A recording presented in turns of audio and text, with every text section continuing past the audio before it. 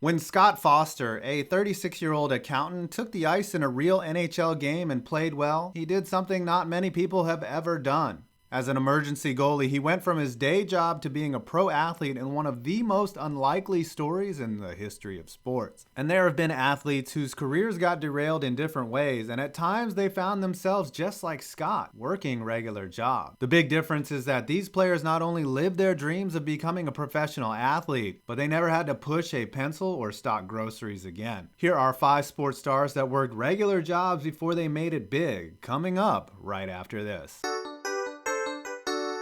Number 5, John Starks. You probably remember this play as John Starks' signature moment for his career. His path to the NBA, however, mirrored the development of this play. Born in Tulsa, Oklahoma, Starks only played 1 year of high school ball before enrolling at Rogers State in 1984, where he was a member of the taxi squad. Trouble seemed to find Starks as he was expelled for stealing. He transferred to Northern Oklahoma in 1985, where he made the basketball team but got kicked off for smoking weed in his dorm room. That summer, he worked at Safeway and had all but given up on his basketball dreams. He enrolled in Tulsa Junior College with the intent of getting a business degree. However, this is where his story turned. While playing intramural basketball, Starks was spotted by Ken Trickey, a coach who was starting the b-ball program at Tulsa. The 6'2" guard played well and transformed that luck into a scholarship at Oklahoma State University, becoming a feared scorer. Passed over for the 1988 NBA draft, Starks again needed to take a different route. Signed as a free agent, the Golden State Warriors cut him after the season. Starks was resigned to playing in the CBA, and it looked like again the dream was over. But in 1990, he had a tryout with the Knicks and got injured trying to dunk on Patrick Ewing. That turned out to be, as Starks said, his saving grace. Because his knee didn't heal, the Knicks couldn't release him, and he made the most of his opportunity, adopting a physical brand of play and eventually becoming a starter. Of course, he made his mark 4 years later in the Eastern Conference Finals with this unlikely dunk, and went from a grocery bagger to an NBA All-Star who enjoyed a 13-year career.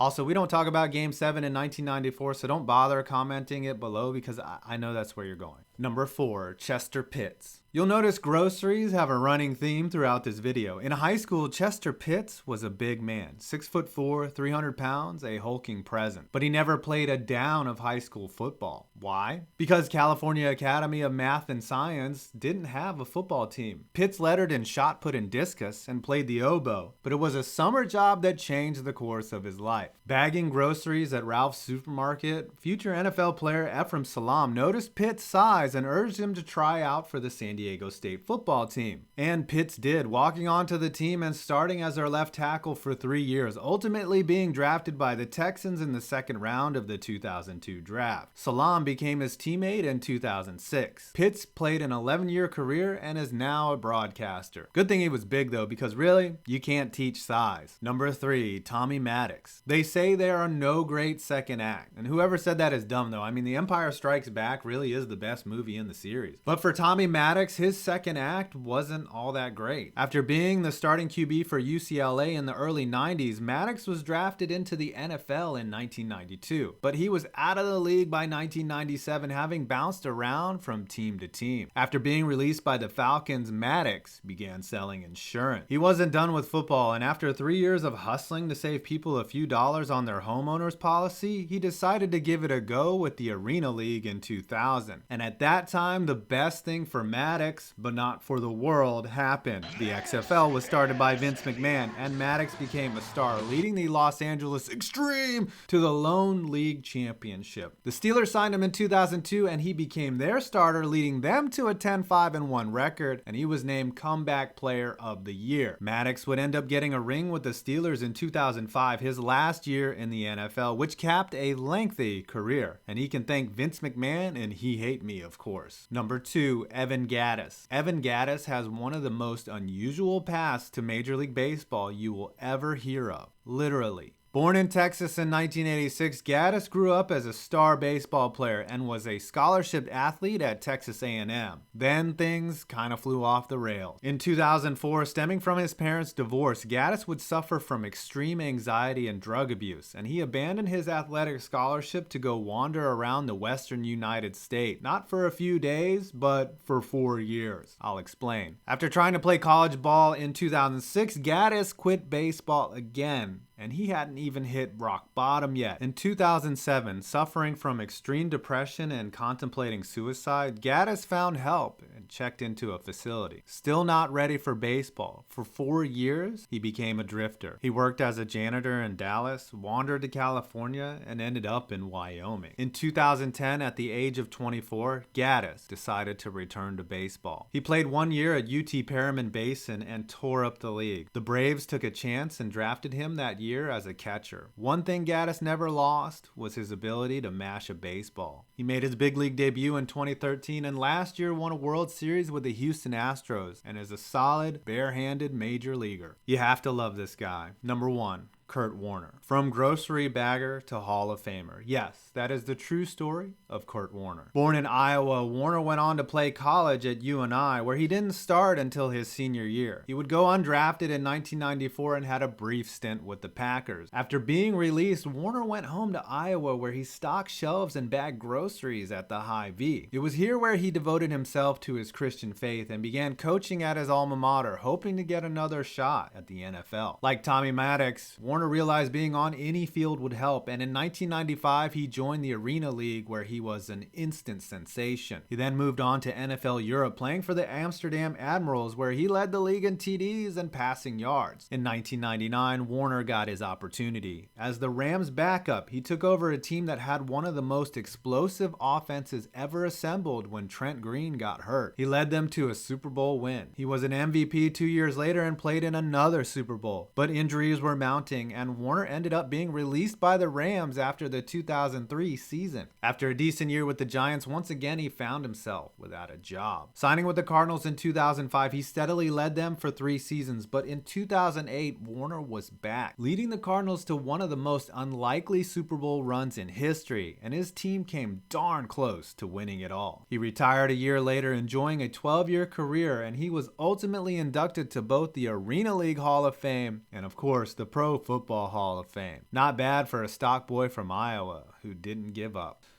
Well, thank you for watching this video, and I want to let you know you're only going to get a handful of dreams in your life. And if you learned anything from this video, I hope it is that no matter how down and out or how far-fetched or how unreachable that dream may seem, it's on you to go out and chase it, because you got this. How do I know? Because I'm chasing and living my dream of telling fart jokes on the internet right now. And with that, please leave a like, comment, and subscribe, and you can majorly support my channel by hitting the notification bell and then going out and binge watching all of my videos except my old Madden ones, because those were pretty terrible.